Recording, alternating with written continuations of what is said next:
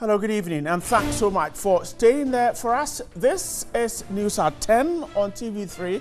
From now till 10:30, we're taking you through the world of news, letting you know exactly what's been happening in Ghana and beyond. But first, a quick look at what's happening on this very network you're watching. First, the Minister of Communications, Ursula Owusu Ekufo, has maintained there was no corruption or underhand dealings in the $178.8 million deal between the NCA, the National Communications Authority, and Kearney GVG.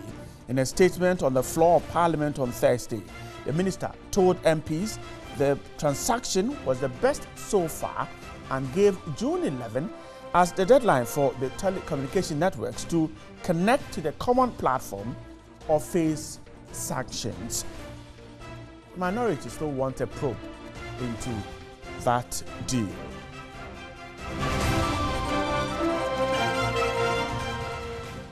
The Chief Executive Officer of the Mental Health Authority, Dr. Akosua Osei, says the current state of the Mental Health Authority is a threat to national security.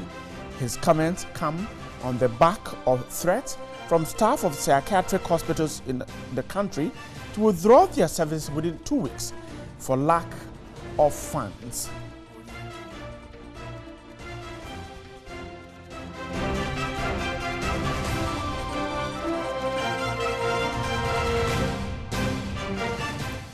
The police administration has confirmed the repatriation of 46 formed police unit FPU contingent on peacekeeping operations in Bentiu, South Sudan to Ghana. The 46 personnel were repatriated on administrative grounds as per the United Nations rules and regulations, and will resume normal policing operations as they await the full investigative report from the United Nations for further action. So the men returned on a chartered flight to Accra.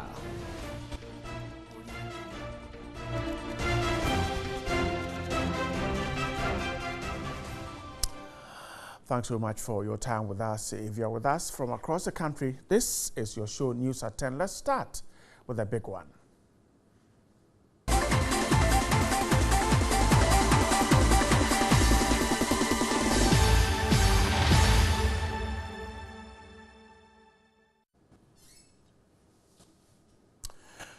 Rasta has been smoking cigarettes for the past 16 years. He has no plans of quitting. Rasta says he smokes cigarettes because he needs it to be able to perform his basic chores. As Ghana joins the rest of the world to mark World No Tobacco Day today, we bring to you the story of Emmanuel Saki, who is popularly called Rasta. 45-year-old Emmanuel Saki, alias Rasta, has been smoking cigarettes for the past 16 years. He started smoking cigarettes when he got a job as a security officer at the age of 29. It was the only way to keep awake as required by his job. After leaving the job several years ago, he realized he could not live without smoking cigarettes. Rasta, who is a Muslim, says he smokes at least 7 sticks of cigarettes daily. He is currently observing Ramadan, so he smokes only after the 6:15 prayers.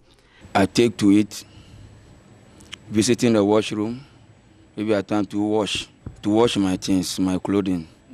I use it as a dope. Without smoking it, I can't sleep. Rasta says his cigarette smoking habit has affected his relationships with his family and girlfriends. How much do you spend on these sticks? 2 sticks is 50 pesos. So 2 times 7 or 9 will give you the ratio. I visited the hospital taking blood for some people twice. And you were never rejected? I was never rejected. But he has no plans of quitting. Tobacco smoking is a practice believed to have begun as early as 5000 to 3000 BC in Mesoamerica and South America. It is the leading cause of cardiovascular and lung diseases around the world.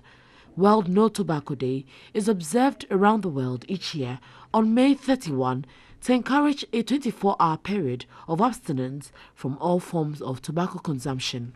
This year's event is on the theme Tobacco and Heart Disease. Currently, around 6 million people die annually as a result of tobacco use. A joint report by the World Health Organization and the National Cancer Institute of the United States of America has revealed that globally there are 1.1 billion tobacco smokers aged 15 or older. The report also said policies to control tobacco use, including tobacco tax and price increases, could generate significant government revenues for health and development work. The report further said reducing tobacco use plays a major role in global efforts to achieve the Sustainable Development Goal of reducing premature deaths from NCDs by 1/3 by 2030. Right, and today is World No Tobacco Day. My guest in the studio is the Executive Director of Vision for Alternative Development, Mr. Isifu Issa Ali. Good evening, grateful for your time with us. What can we, or what should we remember today for? Thank you very much for having me. And as indicated, today is actually a great day. Right. For us to observe the World No Tobacco Day, and at the same time, we use that day to also remember people who have fallen as a result of tobacco use and exposure to tobacco smoke. We should be able to clarify that it's not only those who smoke tobacco directly who get infected, but if you also inhale the passive smoking, that is somebody smoking and you inhale the smoke thinking that it's normal. It's not normal. Both of you will end up getting the same disease and infection. And that's a cause for worry. Yeah, it's actually worrying, because if you even look at our laws, we have provisions that actually urge us to protect the public from tobacco smoke. But unfortunately, in 2012, when we were calling the attention of Parliament to try and pass a comprehensive law, they ended up including the designated smoking places. And as at now, we've not been able to benefit immensely from the law that we have. But today... So that if this room, this studio, is a drinking pub, there's a designated area for people to smoke. Yeah. That's what the law says. Yeah, per international standard, you know, you are supposed to declare 100% smoke-free. If you can't smoke anywhere. I mean, you cannot smoke with it. But if you cannot declare 100% smoke-free, then indoor places, both work and public places, must be smoke-free. So that anyone who wants to smoke should be able to go outside, preferably an open space, so that a person can smoke. But in our case, even you visit most of our big hotels, you will see that even on the corridor on your way going to the restaurants to take your breakfast, then you will see a door by the side saying that this is a smoking area. And if you go by the definition of smoking, designated smoking areas, it means a place designated in such a way that a smoke cannot come from that room to a non-smoking area. But if you critically assess the current designated smoking areas that we have in Ghana, actually we are not meeting the international standard. At all. At all. That's why we are not benefiting immensely. I see. Then yeah. And so that's the worry, but the constant remembrance or reminders of World No Tobacco Day, does it push us to do what is right? Yeah, actually, though one day has been set aside to remember or observe, you know, people think it's a way of celebration. No, it's a day to call our attention. So that day alone is not enough for us to take effective measures against tobacco use, or exposure to tobacco smoke. So it's just a day to remind us that, you know, we need to do something to protect the generation, both the current and the future generations, against it. So the day is not enough as a one day for us to to mark it. We need to do more. We need to do more as a country to protect the people. We're celebrating this day on the theme tobacco and heart disease, so that then should caution us about smoking tobacco. Yeah, It's actually a scary situation, and unfortunately, we have a majority of our citizens, who normally have no much information about this. And it's clear for us to understand that the more you smoke, the more you break your hearts. And there's no way that a country like Ghana can sustain the economic growth if we have citizens or workforce with broken hearts. And we know the more you smoke, the statistics are there. We have the science. Are the statistics the statistics staggering? Are they worrying? Currently, according to the World Health Organization, out of the 100% of people dying of heart diseases, 12% are related to tobacco use. So out of 100, we have 12% going in there. And even the more you smoke tobacco, you are 2 to 4% likely to develop heart diseases and other respiratory infections, cancers and other things. And if you go through even those suffering with stroke, the data indicates that 35% of the total stroke, people living with stroke, is being contributed by tobacco use. So the more you smoke tobacco, the more you are exposed to tobacco smoke, automatically you are being exposed to cancers, heart diseases, strokes, and other infections because of the content within tobacco. Let's talk about the latest on the market, the shisha. Yeah. It is not dangerous, or? This is another sad situation in Ghana. If you go, during the festivities around our beaches, in the restaurants, weekends, young people patronizing shisha, thinking that it's a new product, it's something healthy, it's lively, it's a new lifestyle, not knowing that, there's no difference between tobacco and shisha. It is the same tobacco. It's the same thing. It's the same thing that they are consuming. I see young, old, women, all of them doing it. In terms of nicotine, even the analysis is that 1 cube, 1 cube of shisha, normally it's a cube that they put it in there to evaporate and other. That 1 cube is equivalent to 1 pack of cigarette. But you see a young person, a minor, sitting down at the beach, consuming the whole cube, thinking that it's something lively.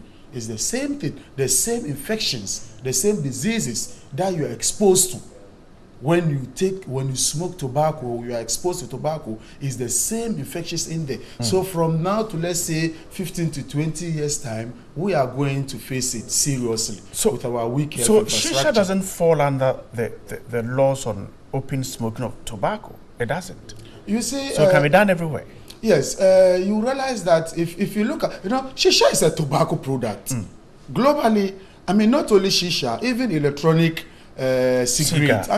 In developed settings, they are being regulated under the tobacco control laws. So in Ghana, we are supposed to or expected to use the Public Health Act to regulate it. Are we doing it? Yeah, that's not what we are doing. We are not doing. It is everywhere. And one challenge is that some of the legislations that we have, not only in Ghana, even in other developing countries, are a little bit weak. So the tobacco industry is cleverly or nicely shifting from the traditional tobacco product into electronic, cigarette and shisha and those other things, trying to portray and tell the people that it's good, okay, stop tobacco, but shisha is okay. It is not okay. How do we deal with this? The shisha menace is growing. I see it on the streets, everywhere you pass it is there. How do we deal with it? Yes. Who has to take that decision? I would say that, yes, first government has to be very pragmatic, and we are aware that almost all the complaints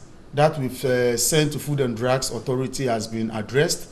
Food and Drugs Authority has been confiscating it and even imposing fines. But other countries like Kenya have taken the drastic measures by banning shisha totally. So we are expecting our government to take down measures to just ban shisha. That straightforward. Has government been approached? Our government has been involved with international discussions. Government has been attending the conference of the parties to the FCTC, all those discussions that have been coming up. Even there are no emerging way of, other products that don't emit, the smoke. The electronic cigarette, you see young people using it, thinking that because it doesn't emit the smoke, so it's a good product. So our government, they are aware. But if they don't take immediate decision, what do we do? Civil society. Civil society, as a civil society, we are doing our parts. Our responsibility is to raise the profile of the issue. We've done it. We've communicated to the Ministry of Health. We've communicated to the Food and Drugs Authority. We've communicated to Ghana Health Service. We've done our part. And secondly, we've been carrying out monitoring. Specifically, we have the Vision for Alternative Development and our community-based groups. That is the community health support teams. We've been monitoring, the malls, monitoring the beaches. We've been taking pictures and reporting. That's the best thing we could do to call the attention of government and the agencies to take the needed action. And it's been done. But we still expect the Ministry of Health through government at least to complement the work of Food and Drugs Authority. All right. Mr. Sali, I'm grateful for your time with us. He's the Chief Executive Director of the Vision for Alternative Development, talking to me about World No Tobacco Day. Let's step on the brakes for now. When we're back, there's more.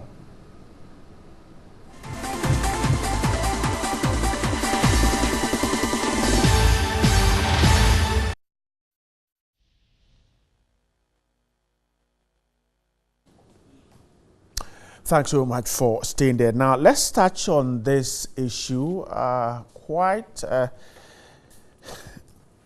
current issue, but we're talking about that government says it has set up an interim board to operationalize the $217 million University of Ghana Medical Center as soon as possible. That's the statement.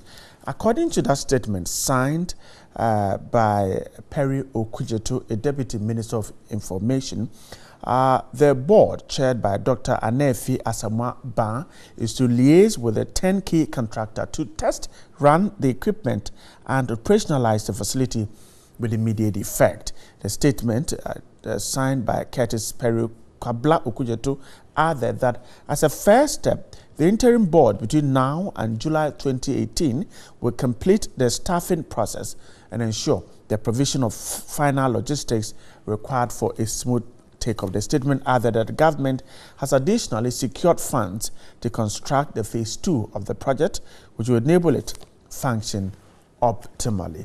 The $217 million University of Ghana Medical Center, which was constructed by the Mahama administration, has remained closed since its completion over a year ago.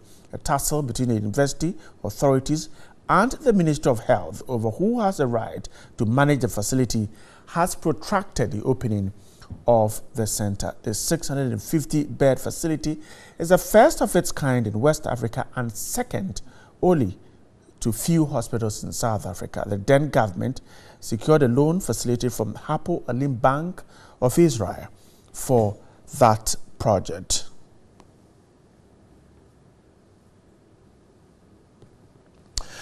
Prime Minister Aristide Gourmet of Guinea-Bissau has appealed to President Akufo-Addo to persuade his colleague heads of state within the ECOWAS sub-region and the rest of Africa to, as a matter of urgency, assist Guinea-Bissau out of a political crisis and also to hold national elections come November.